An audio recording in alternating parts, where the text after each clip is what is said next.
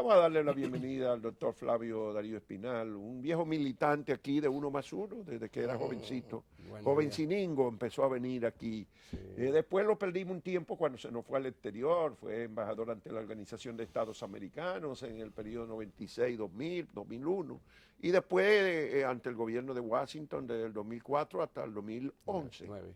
Al 9. Al 9. Y bueno, en los últimos años está aquí entonces de consultor jurídico del Poder Ejecutivo y por supuesto tiene muchas responsabilidades. Hasta donde sabemos no es tú no te has inscrito en el PLD. No me he inscrito. No es un independiente colaborador del presidente y del gobierno dominicano. Pero bueno, vamos a ver cómo ves tú la situación del gobierno en este momento, dado que todos los problemas, la crisis que tiene el partido que lo sustenta. ¿Cómo se ve desde dentro del gobierno la situación? Bueno, pudiera parecer que esta situación conflictiva Sí. al interior del PLD y el tema de la Junta Central Electoral pudiera parecer que está afectando la labor del gobierno, pero no es el caso. La economía ha seguido creciendo a un ritmo un poco más moderado que el año pasado. Hay un entorno internacional también de bajo crecimiento, pero la economía sigue creciendo.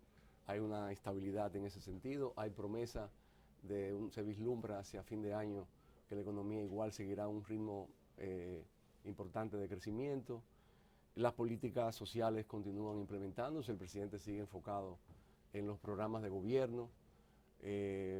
O sea, de modo que yo entiendo que la estabilidad, la gobernabilidad, tanto desde el punto de vista político como desde el punto de vista económico, no están en juego. Debe ser un compromiso de todo apostar por esa estabilidad.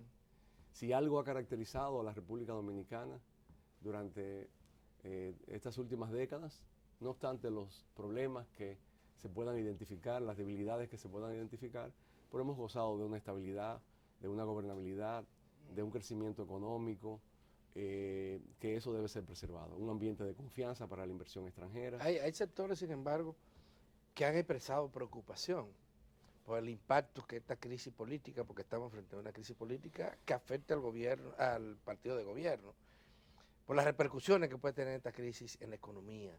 Y hay varios sectores independientes que se han pronunciado en ese sentido. Sí, hoy vi unas declaraciones del reputado economista Pavel Isa Contreras. Sí, que lo hace a nombre de un equipo que ha estudiado el comportamiento del comercio exterior. Siempre muy agudo en sus análisis.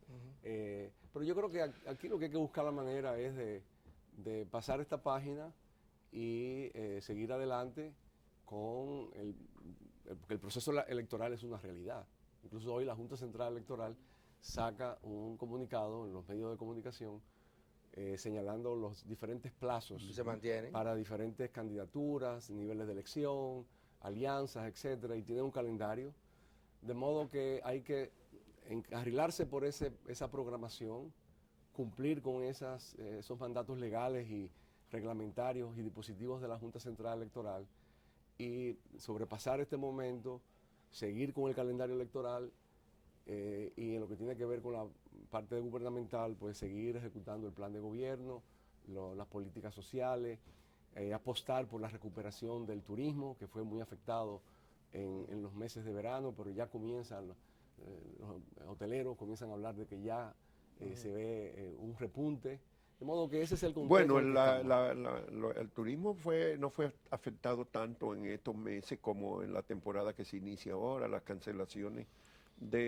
afectaron en lo inmediato, ya lo que estaba contratado se ejecutó. Sí. Aunque bajó en julio, sí, ya en términos significativos. Correcto. Parece que el problema grave lo tiene para la temporada de invierno, que fue donde cancelaron, y hasta para la del próximo año, que hubo muchas cancelaciones también. Cifras que uno no quiere manejar en número porque son fuertes, pero que son de 2 dígitos. Eso no hay duda de que las cancelaciones han sido muy fuertes y que hay que hacer un esfuerzo muy grande ahora por restablecer eso y sobre todo crear un ambiente de confianza, porque por ejemplo, la militarización del Congreso no ayudó, el caso de David Ortiz no ayudó.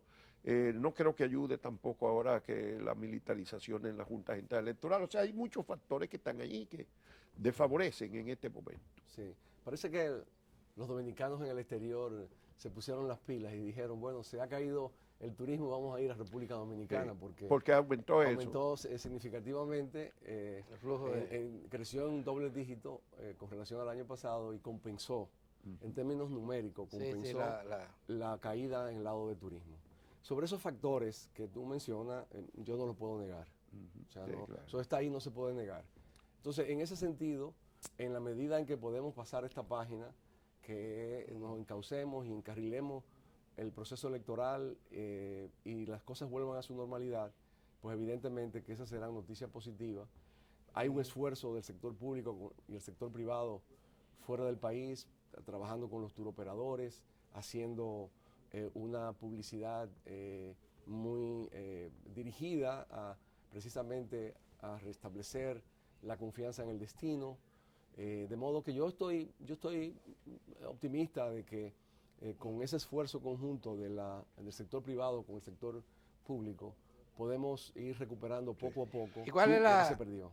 Tú que has estado en el exterior, y, estudiante y además como funcionario, debes ponderar el aporte de la comunidad dominicana del exterior.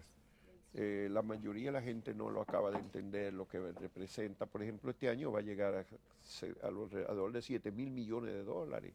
El aporte de las transferencias formales, porque si le sumamos las informales, las que ellos mandan de bolsillo, de mano, y lo que ellos aportan cuando vienen, probablemente pasa 8.000 millones de dólares, pero esos son 400.000 millones de pesos.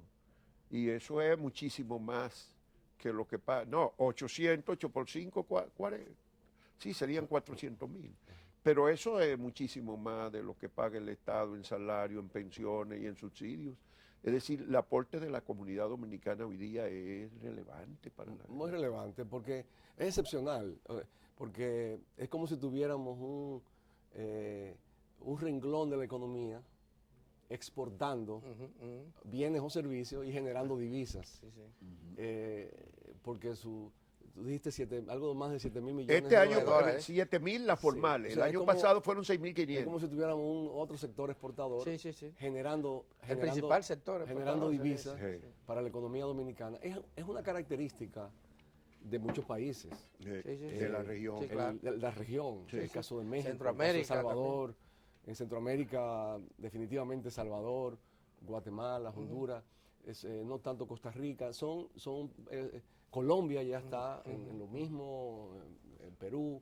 O sea, se ha convertido en un factor de generación de divisas y de actividad económica, porque también cuando viajan, especialmente en el verano, con sus hijos o en la Navidad, hay un movimiento económico en las comunidades. Que ese no se puede cuantificar exactamente. No se puede cuantificar. Por lo tanto, es muchísimo más lo que genera en divisa, aún más que el turismo, que es la principal industria del país. Correcto. Y el turismo tiene una desventaja, que una parte de esa divisa se regresa tanto en utilidades de las empresas, porque el 80% de las habitaciones son extranjeras, como también en pago de servicios y de importaciones que necesita para mantener el negocio. Las remesas no tienen nada incluido. Todo es gratis. Todo es gratis. En la remesa el 100% se queda y el 100% se distribuye a nivel horizontal en el país. Lo bueno que tenemos, ya volviendo un poco atrás a lo del turismo, es que seguimos siendo un destino con atractivos muy buenos en comparación con otros de la región.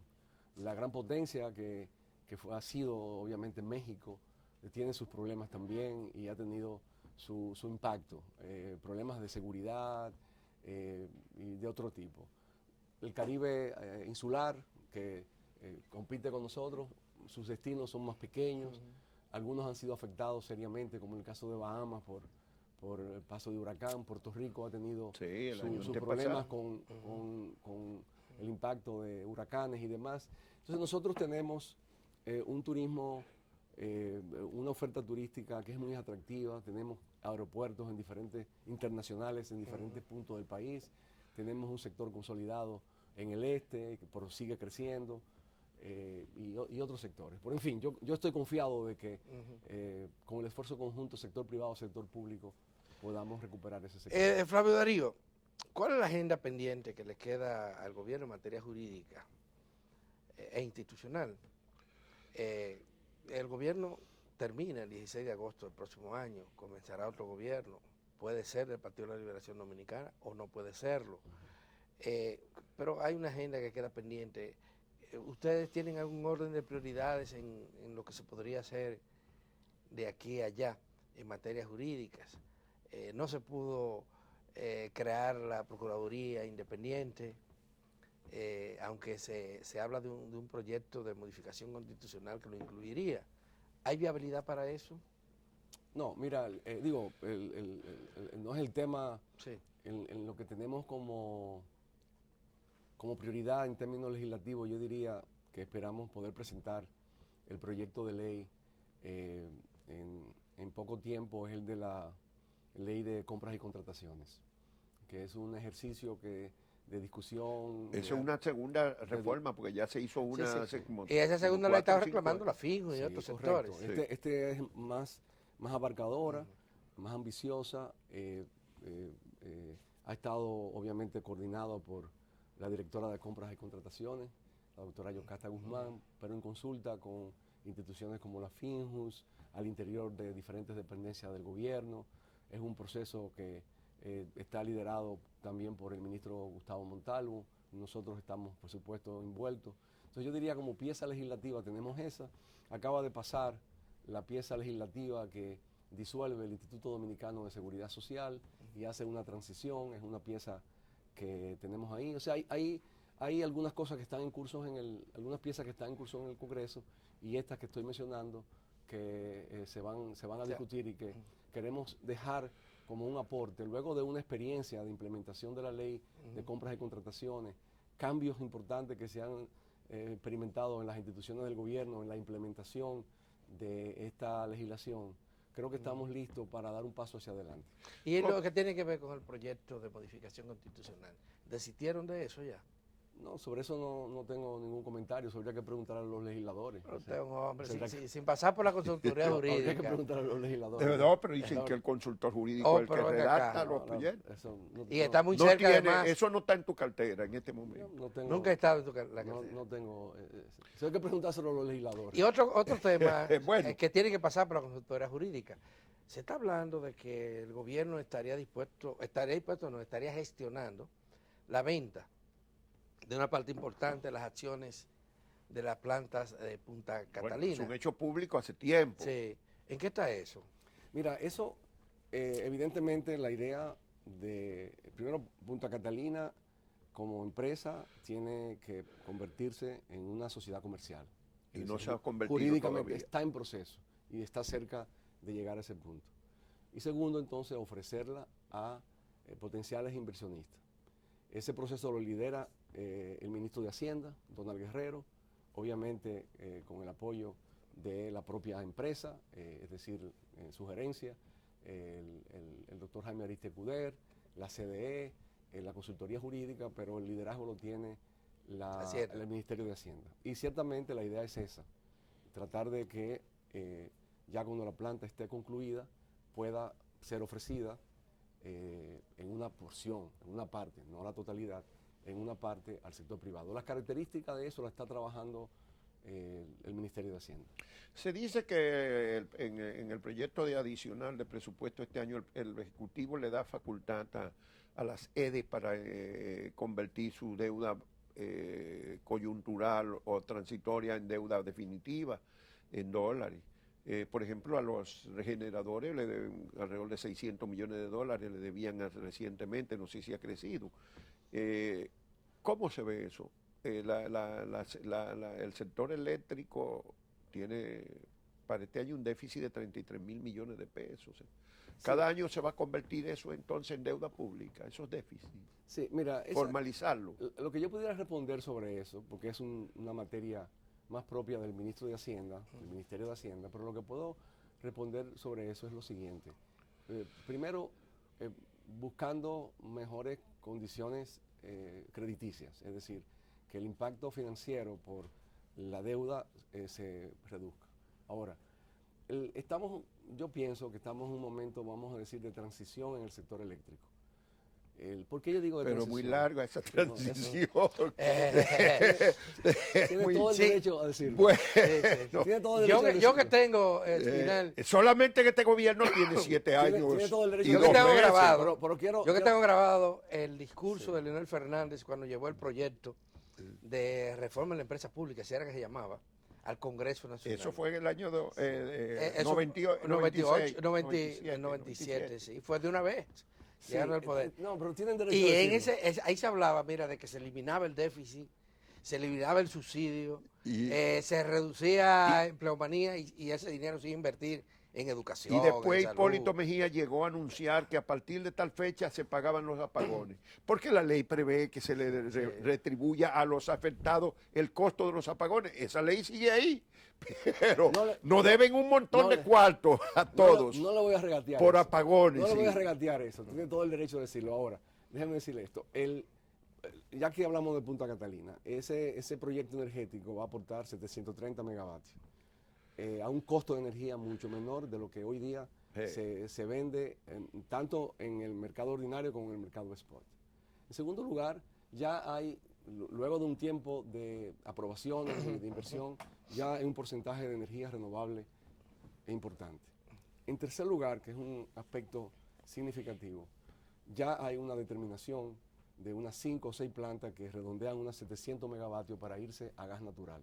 Eso va a tener un impacto importante también en el costo de la energía. Ya el gasoducto... ¿Y en los precios al consumidor? Esperemos. El gasoducto... Porque, y lo pregunto porque es muy importante esto.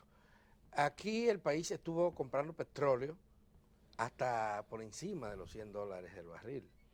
Bajó el petróleo significativamente, llegamos nosotros inclusive a comprar 30 y tantos dólares el barril, y eso no tuvo un impacto positivo en los precios que paga el usuario por la energía que consume. Sí. El dinero se usó para Punta Catalina, una parte se dijo, Sí. pero no se... Bueno, Entonces, sí. ahora que Bueno, se ha hecho esta sí, inversión tan pero, grande... Y veamos esto, como le decía, para completar la idea de la energía producto de gas natural, que hubo todas esas plantas que generan con fuel oil y con combustible caro y que además impactan negativamente el medio ambiente. Esas empresas ya se está creando la infraestructura desde la terminal de AES con un gasoducto que va a ir a ese complejo energético de San Pedro de Macorís y otros sitios para convertir unos 700 o algo más de megavatios de fuel oil a gas natural. Más las plantas ya que existen de gas natural de la empresa AES, vamos a tener en muy poco tiempo una transformación de la matriz energética dominicana que está llamado a producir un impacto en el costo de la energía. Eso entonces viene lo de las sedes. El tema de la sede es cómo se ha mejorado mucho, se han reducido los niveles de pérdida y de fraude, pero todavía queda ahí un gran trabajo que hacer, porque evidentemente que cuando el generador vende la energía y el que la distribuye o el que la vende no cobra el 100%, sino que cobra solo el 70%, no hay duda de que hay ahí un colchón, al generador hay que pagarle. Y ahí es donde se genera el déficit. Entonces, en la medida en que se transforma la capacidad de las EDES de reducir significativamente esas pérdidas, pues entonces va a reducir... Tenemos 30 años en eso. Va a reducir la... No, y el todavía costo. cobrando el 70%, o sea, tenemos sí, pérdida del 30%. Tenemos todavía. 30 años Un discutiendo ese poquitico tema. menos, pero creo que con el impacto del bajo de los precios que va a representar Catalina, energía Sí. renovable y la transformación de la matriz de unas 6, 7 empresas generadoras de fuel oil a gas natural, creo que estaremos en mucho mejor condiciones Para para eso. comenzar a resolver el problema de verdad. Bueno, El otro gran tema, ok. Sí. el otro gran tema, Espinal, que ha estado en la palestra durante mucho tiempo, es el de la corrupción. Y el de se habla de falta de voluntad política y de mecanismos jurídicos ineficientes para afrontar este gran problema. Por supuesto que desde el gobierno se niega que exista esta corrupción, pero la percepción que ha sido medida por organismos nacionales e internacionales es de que hay mucha corrupción en la República Dominicana. ¿Qué pasó con el gobierno que ya le queda poco tiempo en el poder, que no pudo avanzar en esto de transparentar las acciones del Estado y sancionar la corrupción administrativa? Mira, yo les mencionaba el tema de la ley de compras y contrataciones. Ese es un ámbito normativo, institucional, sumamente importante para reducir el impacto de la corrupción y del malgasto en las instituciones gubernamentales. Puede que la población no lo perciba del todo o no lo perciba, pero hoy día las condiciones en el manejo de fondos de las instituciones públicas son mucho más estrictas que lo que tal vez mucho más estrictas que en el pasado, cuando no habían estas disposiciones en esta materia. Todas las transacciones hoy día van al portal transaccional, cualquiera puede ver lo que está pasando en las compras de las instituciones. Hay unos rigores en Contraloría para garantizar que los pagos tengan un sustento.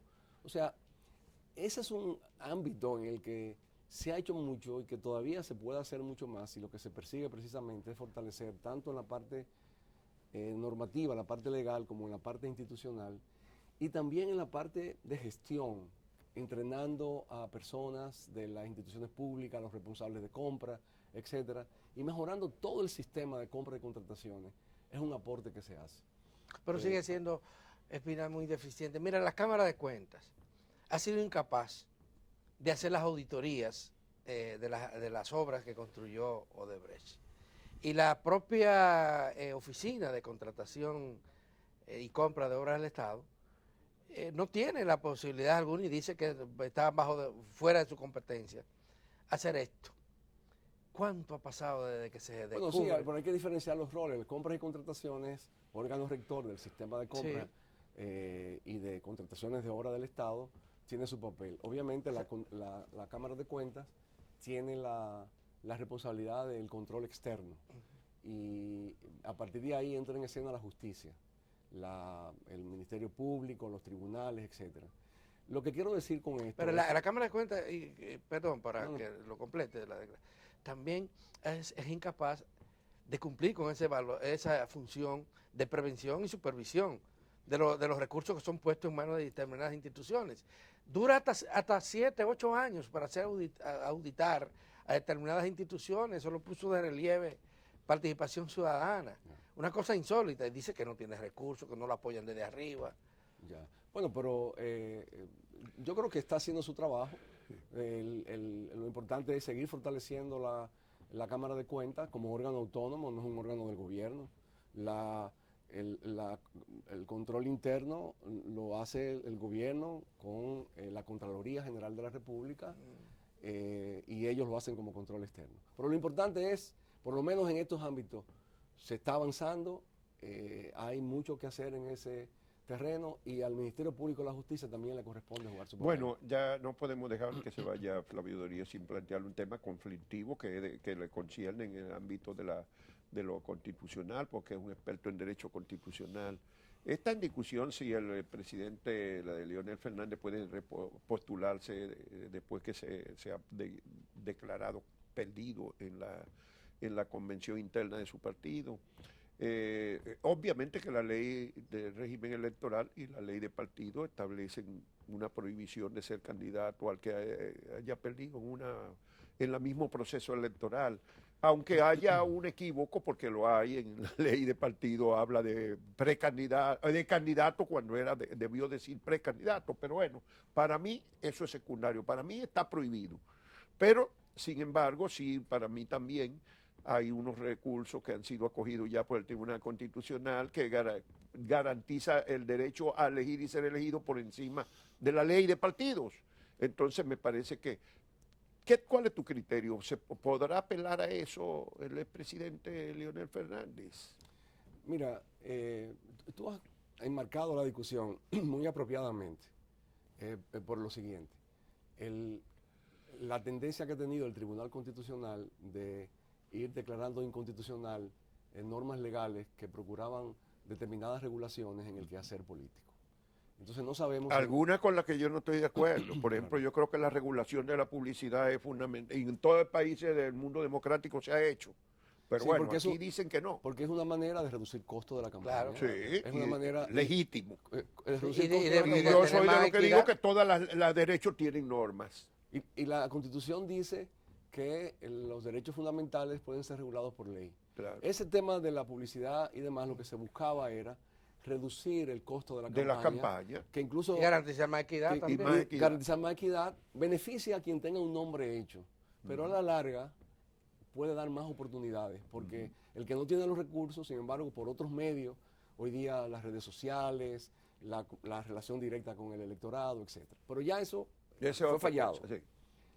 En lo que tiene que ver con esto, en la mañana de hoy, en el periódico Hoy, en la entrevista que ustedes hacen en el periódico Hoy, Pancho Álvarez hace un comentario, Pancho Álvarez, dirigente de Participación Ciudadana y experimentado jurista en materia electoral y en otros temas, por supuesto, Sí.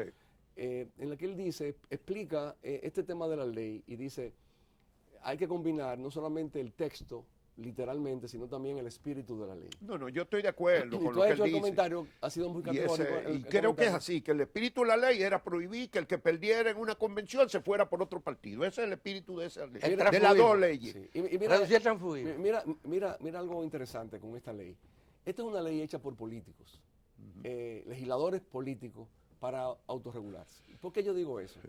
El Congreso normalmente, o no normalmente, a veces se queja de que hay proyectos de leyes que llegan ya muy elaborados por el Ejecutivo o porque vienen de la sociedad civil o de los empresarios. Esto fue trabajado por los políticos. Sí. Y en el Senado estaba el presidente del Senado, Reinaldo Pared, y en la Cámara de Diputados, Rubén Maldonado, Sí. con sus asesores y demás. 2/3 partes, ley orgánica. Y uno de los ejes de la reforma de la ley de partido fue Era ese. acabar con el transfugismo.